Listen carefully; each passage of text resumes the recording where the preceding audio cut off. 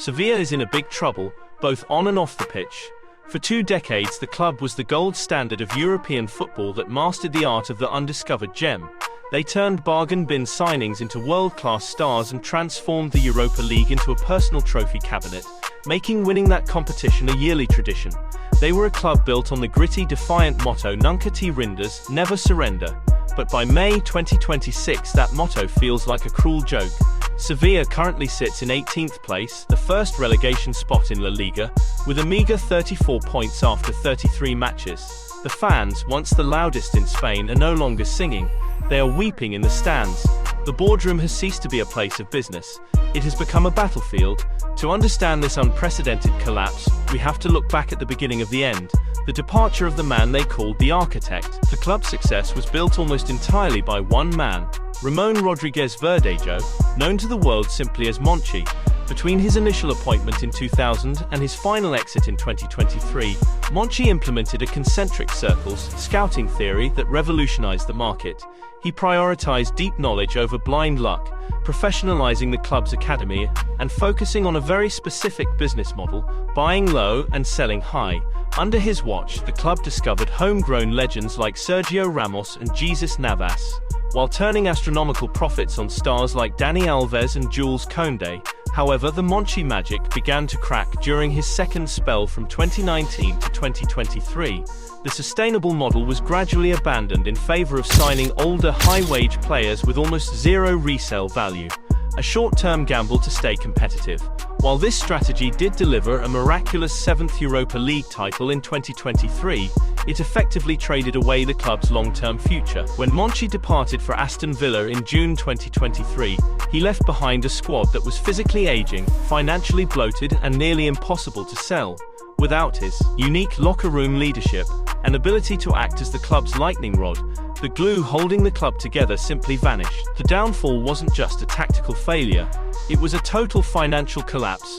By late 2024, Sevilla reported a staggering net loss of €81.7 million.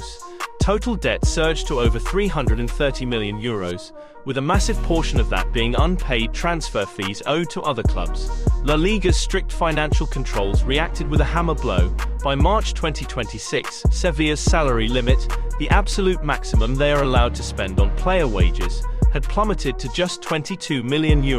For comparison, Europe's top clubs operate with limits in the hundreds of millions. Sevilla was essentially forced to compete in a high-speed Ferrari race while pedaling a bicycle. To even keep the lights on and avoid mid-season bankruptcy, the club was forced to sign a €108 million 10-year financing agreement. While the bank accounts were draining, the club's leadership was busy tearing itself apart in a literal father and son war. José María del Nido Benavente, the former president and the man who oversaw the club's original rise, launched a relentless scorched earth campaign to take back control from his own son, José María del Nido Carrasco, the current president. This isn't just family drama, it's a massive blockade. Shareholder meetings have devolved into public spectacles of chaos, with the elder Del Nido publicly hurling insults and legal threats at his son. This instability has terrified potential investors. Takeover talks, including a proposal from a group led by club legend Sergio Ramos, have completely stalled. Why? Because the looming risk of relegation would slash the club's value by over €100 million in a single afternoon. The two Del Nidos are currently fighting over a crown that is turning to dust in their hands. In the 2025-26 season alone, the head coach's seat at the Ramon Sanchez Pizjuan became a death sentence. Between 2023 and 2026, Sevilla burned through 7 managers in just 3 years. Matias Almeida was brought in to provide grit and passion, but he was dismissed in late March 2026 after managing only a single win in 8 league matches. His successor, Luis Garcia, arrived to find a squad that was totally devoid of confidence, identity, or fight. The players didn't just look poorly coached, they looked physically terrified. Managers have openly admitted to a mental block and a pervasive sense of fear within the locker room, describing every match day as total suffering. The month of April was the final nail in the coffin. The team suffered a series of devastating high-profile losses, including a 2-5 thrashing by Barcelona and a 3-0 home defeat to Levante, a team that was sitting right next to them in the relegation mud. The final stage of this tragedy was the total loss of the club's greatest asset. its fans. In late 2025 and throughout early 2026, the atmosphere turned from support to open hostility. Violent groups of supporters eventually forced their way into the club's training grounds to confront the squad. The environment became so toxic that players were reportedly forced to spend the night at the training facility for their own security, as local police could no longer guarantee their safety if they returned to their homes. As of May 2026, the statistics tell the story of a broken team. 17 losses in 33 games, and a goal difference of -15. They sit in 18th place, trailing Mallorca by only 1 point. But their current form, 4 losses in their last 5 matches, suggests a team that has already given up. The mathematical reality facing Sevilla is now genuinely terrifying.